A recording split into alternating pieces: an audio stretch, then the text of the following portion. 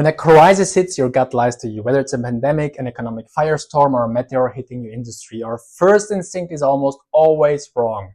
We have two default modes, don't we? The first is the deer in the headlights. We panic, we freeze, we stop all outreach, terrified of seeming insensitive or pushy.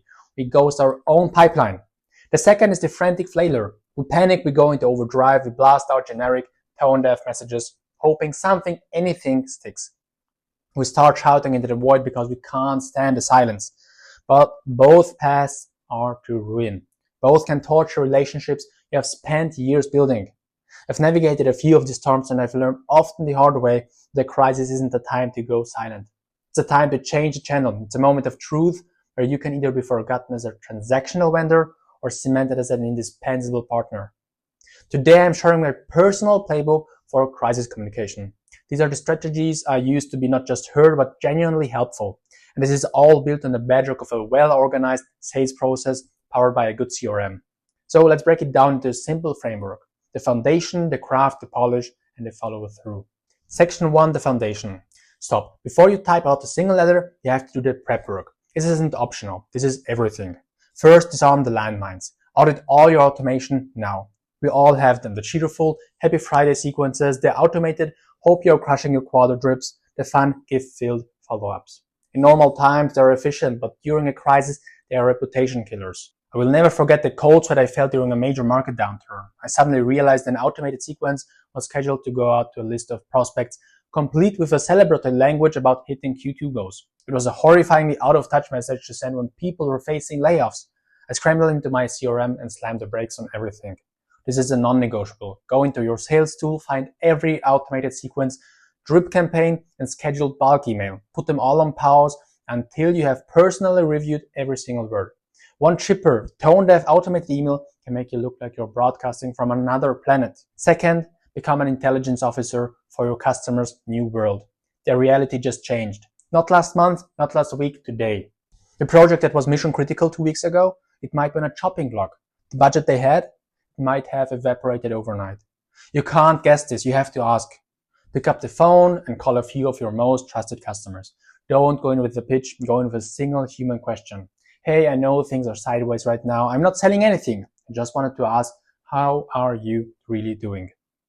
Then shut up and listen. I did this during the early days of the pandemic and I called a client who ran a chain of restaurants. I assumed his biggest challenge was his point of sale software, but I was wrong. His real nightmare was figuring out a delivery and takeout model from scratch while managing the morale of a terrified staff. This insight was pure gold. It changed my entire approach. The notes you take in these calls will inform every email you send out from this point forward. Third, get on the same page as your marketing team. Nothing screams, we don't have our act together, more than a mixed message. Imagine a customer gets a deeply empathic, we're here for you, navigating this together email from your company's CEO. And 5 minutes later, your automated sales email lands in their inbox. Last chance, 15% off, act now. It's jarring, it's insincere. It makes your entire company look like a chaotic mess. Sync up with marketing on the message, the tone, and the offers. You must present a unified front. Section 2, the craft. Okay, you have done the prep work, your landmines are disarmed. You have fresh intelligence, now it's time to write. Acknowledge the reality. But don't dwell in the darkness. You can't pretend everything is fine. That's just weird. But you also don't need to be another voice of doom. Your customer is already swimming in that. A simple, direct acknowledgement is enough. With all the recent shifts, I wanted to reach out. I know things are challenging for everyone in the event space right now. You're showing you're aware. Now you can move on to the reason you're writing. Next, and this is the big one, erase empty platitudes from your vocabulary. My inbox and yours, I'm sure, is a graveyard for these phrases during a crisis. In these unprecedented times. We're all in this together. We're here for you. These are semantic nods. They are signals of empathy without the burden of actual empathy. They've been so overused, they now mean nothing. So here's the rule. Show, don't tell. Don't say, we're here for you. Your emails and IR purpose should be demonstration of how you're there for them. This brings us to the core mindset shift. Your goal is to help, not to hunt. In a crisis, everyone's guard is up. They can smell commission breath from a mile away. You must shift your entire focus from how can I get them to buy to how can I provide real tangible value right now, whether they buy from me or not. The help you offer today is what creates the customer of tomorrow. What does this look like in practice? A marketing agency I know offered free 30-minute pivot sessions to any local restaurant, helping them brainstorm digital strategies. No strings attached.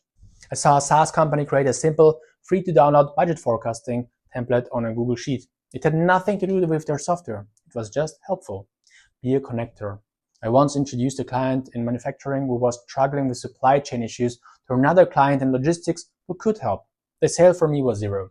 The trust I built was immeasurable. This is how you build a reputation that is crisis-proof.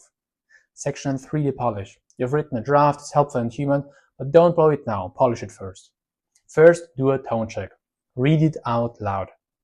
Does it sound like a human being wrote it or a corporate robot? Ask yourself, would I say these exact words to a friend over a coffee? If the answer is no, rewrite it. You don't need to be somber, but you must be sensitive. The goal is to be calm, confident, and human. Second, segment your audience like a professional. Sending out a one-size-fits-all blast is the definition of lazy. It's also widely ineffective. A good CRM is your best friend here. Use tags, custom fields, and smart views to group your contacts. The message you send to your client whose industry is on fire should be fundamentally different from one you send out to your client who is trying to manage explosive growth. So, Group A, struggling industries like hospitality. Your message is about empathy, flexibility, and support. We have paused billing for all our clients in your industry for the next 60 days. Group B, booming industries like e-commerce and logistics. Your message is about stability and partnership. As you're scaling up, I wanted to see if your current systems are holding up. Happy to share how other partners are managing the surge. Group C, the quiet prospects. Your message is a gentle, no pressure check-in. No business talk, just wanted to say I'm thinking of you and your team. Hope you're holding up. Third, write subject lines for a distracted mind. Clarity beats cleverness every time. Your prospect's inbox is a war zone of anxiety and noise. Don't make them think. Instead of checking in, try a few resources for your remote team.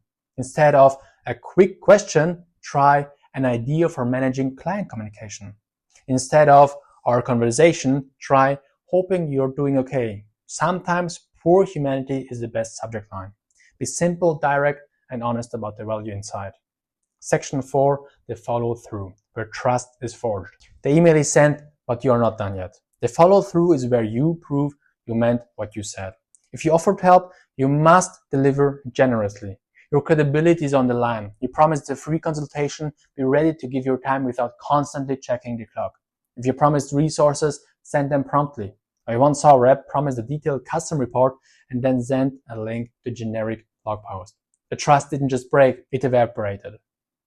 The salesperson who spends an extra unscheduled hour on the phone helping someone solve a problem, even one unrelated to their product, is the person who gets the first call when the budget returns.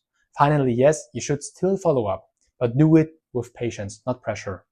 Business doesn't stop, but the old follow-up tactics are dead. The impatient, just pumping this to the top of your inbox is now officially cringeworthy.